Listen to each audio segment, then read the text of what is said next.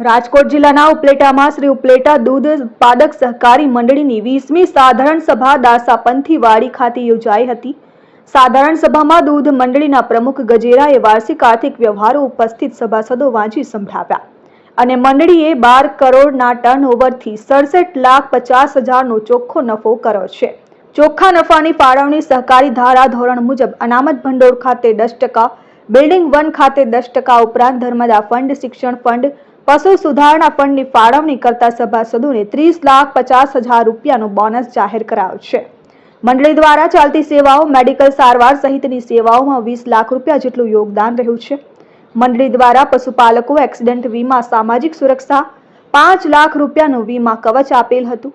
મંડળીના પશુપાલક દેવાયતભાઈ આંબલિયાના અકસ્માતે અવસાન થતા તેમના પરિવારજનોને 5 લાખ રૂપિયાના વીમાનો ચેક મંડળી દ્વારા અર્પણ કરવામાં આવ્યો છે।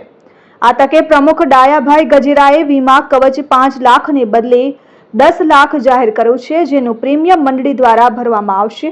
આ નિર્ણયને તમામ પશુપાલક સભાસદોએ વધાવી લીધો છે।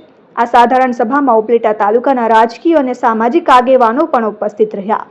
સહકારી મોભી આગેવાન હરદાસભાઈ ચંદ્રવાડિયાએ દીપ પ્રાગટ્ય કરી સાધારણ સભાને ખુલ્લી મૂકી હતી। પ્રસંગે આરડીએસના ડિરેક્ટર નરસિંહભાઈ મુગલપરા, માર્કેટિંગ યાર્ડના પ્રમુખ હરિભાઈ ઠુમ્મર, ઉપપ્રમુખ વિનુભાઈ ઘેટિયા, ઉપલેટા તાલુકા ખરીદ વેચાણ સંઘના પ્રમુખ ધીરુભાઈ પાદરિયા, નગરપાલિકા પૂર્વ પ્રમુખ દાનાભાઈ ચંદ્રવાડિયા સહિતના વ્યવસ્થાપક સમિતિના સભ્યો, સભાસદ, પશુપાલક ભાઈઓ બહેનો વિશાળ સંખ્યામાં ઉપસ્થિત રહ્યા હતા। શ્રી ઉપલેટા દૂધ ઉત્પાદક સહકારી મંડળીનો પ્રમુખ છું। આજ રોજ દૂધ મંડળીની સાધારણ સભા દાસાપંથી વાડી ખાતે યોજાઈ ગઈ અને આ મંડળીની સાધારણ સભામાં વાર્ષિક હિસાબો રજૂ કરવામાં આવ્યા અને આ એજન્ડા ઉપરની કાર્યવાહી કરવામાં આવી। આ એજન્ડા મુજબ જે કાર્યવાહી થઈ ત્યારબાદ વાર્ષિક હિસાબો રજૂ કરવામાં આવ્યા। આ મંડળીએ વર્ષ દરમિયાન 11 કરોડ ઉપરાંતનું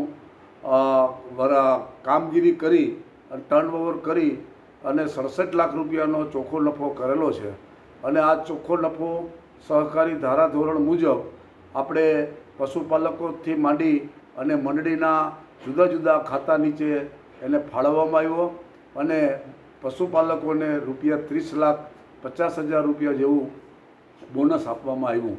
વિપુલ ધામેચા, આરએન ન્યૂઝ, ઉપલેટા।